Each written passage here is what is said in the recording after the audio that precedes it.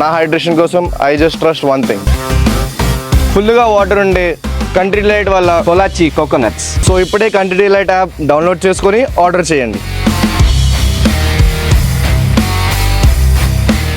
నమస్తే నాగేశ్వర్ గారు. నమస్తే. వక్ఫ్ సవరణ బిల్లును వైఎస్ఆర్ కాంగ్రెస్ పార్టీ అపోజ్ చేస్తోంది.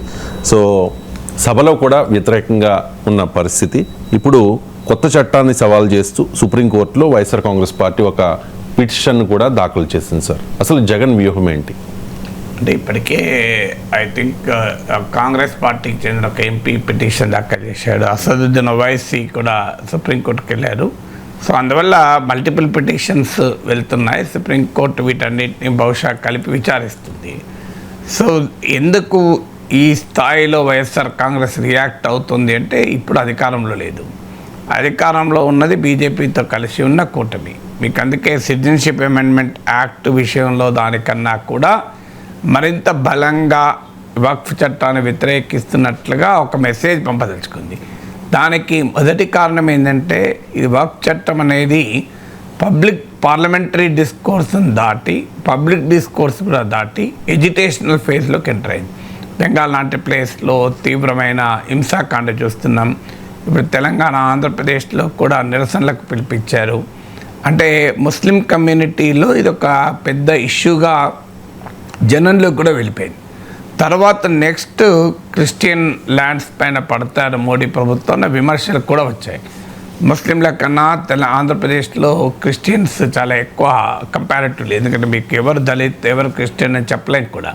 By faith they are Christians, అఫీషియల్గా ఎస్సీస్గా ఉండవచ్చు. సో అందువల్ల ఈ సెక్షన్స్ జగన్మోహన్ రెడ్డి మొదటి నుంచి కూడా మైనారిటీలు, schedule caste, YSR Congress party కీలక ఓట్ బేస్లో ఒకరు. సో అందువల్ల తమ ఆ ఓట్ బేస్లో ఆందోళన వ్యక్తమవుతోంది. అధికారంలో ఉన్నది బీజేపీతో కలిసి ఉన్న కూటమి ప్రభుత్వము. అందులో తెలుగుదేశం పార్టీ వక్ఫ్ చట్టాన్ని సమర్థించింది. వక్ఫ్ చట్టాన్ని టీడీపీ సమర్థించడం ముస్లిం సంఘాల నుంచి, ముస్లిం నేతల నుంచి కూడా తీవ్రమైన వ్యతిరేకత వ్యక్తమైంది.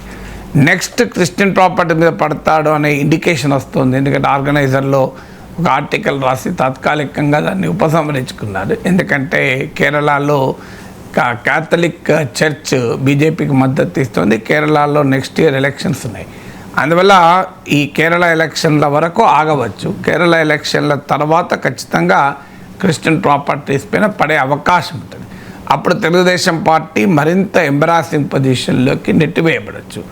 ఇప్పటిదాకా మేము బీజేపీతో కలిసి ఉన్న మైనారిటీల ఇంట్రెస్ట్లను, మైనారిటీల ప్రయోజనాల్ని మేము నిలబెడతాము, కాపాడుతాము, అండగా ఉంటామంటూ తెలుగుదేశం పార్టీ, ముఖ్యంగా చంద్రబాబు నాయుడు పర్సనల్ అష్యూరెన్స్ పవన్ కళ్యాణ్లు, చంద్రబాబు నాయుడు ఇద్దరు ఇస్తూ వచ్చారు. మొదట్లో కొంత డీమార్కెట్ కూడా చేసుకున్నారు. ఇప్పుడు మీకు కూటమి అధికారంలోకి వచ్చిన మొదట్లోనే ఎన్డీటీవీ లొకేషన్ ఒక ప్రశ్న అడిగారు. బీజేపీ ముస్లింలోని వెనుకబడిన వర్గాలకు, ఐ థింక్ అది ఎన్నికలకు ముందో తర్వాత గుర్తులేదు కానీ ఆ సందర్భంలో అడిగారు, మీకు ముస్లింలకులోని వెనుకబడిన వర్గాలకు రిజర్వేషన్లను బీజేపీ వ్యతిరేకిస్తోందని. బీజేపీ దాన్ని బహిరంగంగానే ఆంధ్రప్రదేశ్ బీజేపీ కూడా ట్వీట్ చేసింది. ఇది సంతుష్టీకరణ రాజకీయము, అపీజ్మెంట్ పాలిటిక్స్, మేము దాన్ని వ్యతిరేకిస్తామని. సో అలాంటప్పుడు మీ వైఖరి ఏంటి? మీ మిత్రపక్షం దీన్ని అపీజ్మెంట్ పాలిటిక్స్ అంటోంది అంటే లోకేష్ తడుముకోకుండా ఒక్క సెకండ్ కూడా ఆలోచించకుండా ఇది మా దృష్టిలో సోషల్ జస్టిస్, సామాజిక న్యాయము అని క్లియర్గా బీజేపీ నాయకత్వంతో డీమార్కేట్ చేసుకున్నాడు. కానీ ఆ డీమార్కేషన్ కాస్త ఇప్పుడు పోయింది. ఏకంగా వక్ఫ్ చట్టాన్ని బహిరంగంగానే తెలుగుదేశం పార్టీ సమర్థించింది. దేశవ్యాప్తంగా కూడా టీడీపీ, జేడీయూలపైన ఫోకస్ ఉంది. చంద్రబాబు నాయుడు, నితీష్ కుమార్లపైనే ప్రధానంగా ఫోకస్. ఎందుకంటే ఇద్దరు కూడా సెక్యులరలైజ్.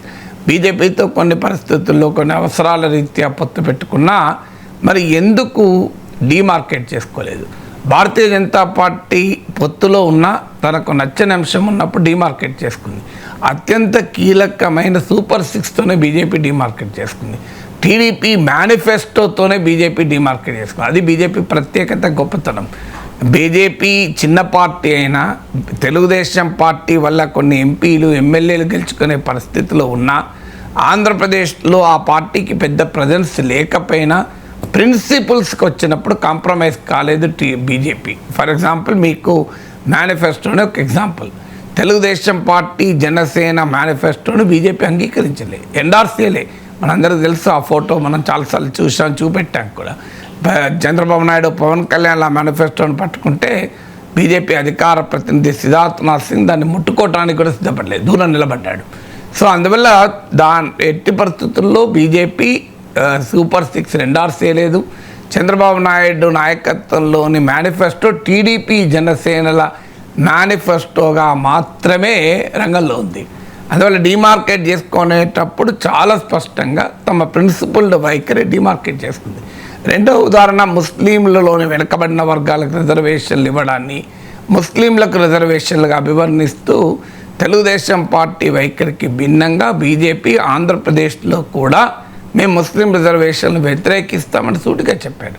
మూడో ఉదాహరణ, గ్రాడ్యుయేట్ ఎలక్షన్లో ఉత్తరాంధ్ర టీచర్స్ కాన్స్టిట్యున్సీ వచ్చినప్పుడు బీజేపీ తీసుకున్న వైఖరి ఏంటంటే మనం ఎవరికీ మద్దతు ఇవ్వకూడదు, అది ఉపాధ్యాయ సంఘాల మధ్య గోలగా ఉంది, పిఆర్టీయు ఏపీటీఎఫ్లు కొట్లాడుకుంటున్నాయి, ఎవరు గెలిచినా మనకు అనుకూలమని చెప్పవచ్చు అంటే వినకుండా తెలుగుదేశం పార్టీ జనసేనలు ఏపీటీఎఫ్ అభ్యర్థికి మద్దతు ఇచ్చాయి.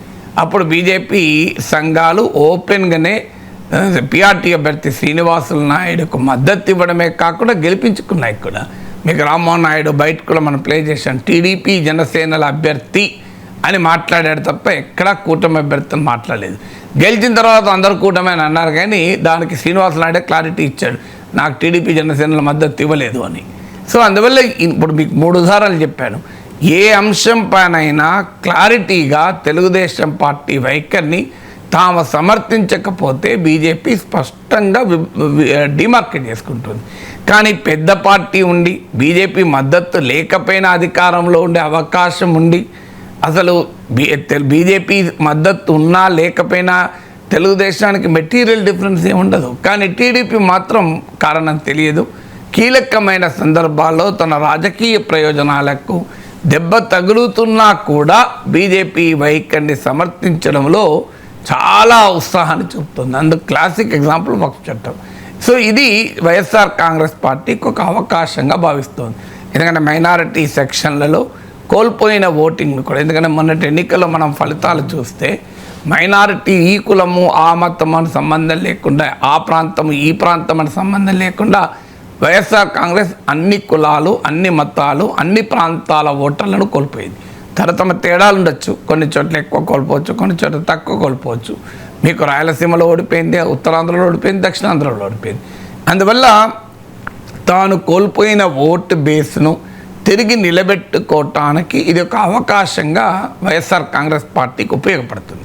మీకు బీజేపీని వ్యతిరేకించే అంశాలలో కూడా ఏదైతే తన ఓటు బ్యాంకుతో లింక్ అయి ఉందో, మత ఎమోషనల్గా పనిచేస్తుంది అనుకున్న చోట చాలా ప్రొయాక్టివ్గా ఉంటుంది. అదే డీలిమిటేషన్ వ్యవహారం వచ్చింది. డీలిమిటేషన్ వ్యవహారంలో ఆంధ్రప్రదేశ్ ప్రజల ప్రయోజనాలకు దెబ్బ తగులుతున్నది, కానీ వక్ఫ్ చట్టం పైన ముస్లింల్లో వ్యక్తమైన భావోద్వేగాలు కాస్త డీలిమిటేషన్ పైన తెలుగు ప్రజల్లో వ్యక్తం కావు. ఎందుకంటే మతము, కులము ప్రభావం చూపినంతగా ఇతర ఇష్యూస్ చూపెట్టవు. అందుకే మీకు డీలిమిటేషన్ పైన స్టాలిన్ పెట్టిన మీటింగ్కు వెళ్లకుండా ఒక లేఖ రాసి జగన్మోహన్ రెడ్డి చేతులు దులుపుకున్నాడు. సో ఎక్కడ బీజేపీ వ్యతిరేక పక్షాలతో తాను ఐడెంటిఫై కాదలుచుకోలేదు. అది మళ్ళీ మోడీకి ఎక్కడ కోపం వస్తుంది, ఎక్కడ సిబిఐ ఈడీ వస్తుందన్న భయం ఉంది. అందువల్ల మోడీ బీజేపీకి వ్యతిరేక పక్షాలతో తాను ఐడెంటిఫై కాదలుచుకోలేదు. కానీ తన ఓటు బ్యాంకుకు సంబంధించిన విషయాలు వచ్చినప్పుడు మాత్రం బీజేపీ విధానాలతో డిమార్కెట్ కావాలి. అది ఏ రూపంలో డిమార్కెట్ కావాలన్నది ఇష్యూ టు ఇష్యూ ఉంటుంది. డీలిమిటేషన్ వచ్చినప్పుడు ఒక లేఖ రాసి ఊరుకున్నాడు. వక్ఫ్ చట్టానికి వచ్చేవరకు ఏకంగా పార్లమెంట్లో వ్యతిరేకంగా ఓటు వేయడమే కాకుండా సుప్రీంకోర్టు కూడా వెళ్ళాడు. అందువల్ల ఇది చాలా వ్యూహాత్మకంగా మైనారిటీల విషయాల్లో తాను వారికి అండగా ఉండాలని చెప్పడమే కాకుండా తెలుగుదేశం మైనారిటీలకు నేను కాపాడుతాను, వారి ప్రయోజనాలకు అండగా ఉంటాను అని చంద్రబాబు నాయుడు ప్రామిస్ చేసి మళ్ళీ దానిపైన వెనక్కు తగ్గాడు అనే అంశాన్ని ఎస్టాబ్లిష్ చేయడానికి ఇప్పుడు సుప్రీంకోర్టు దాకా వెళ్ళటానికి నిర్ణయించుకుంది.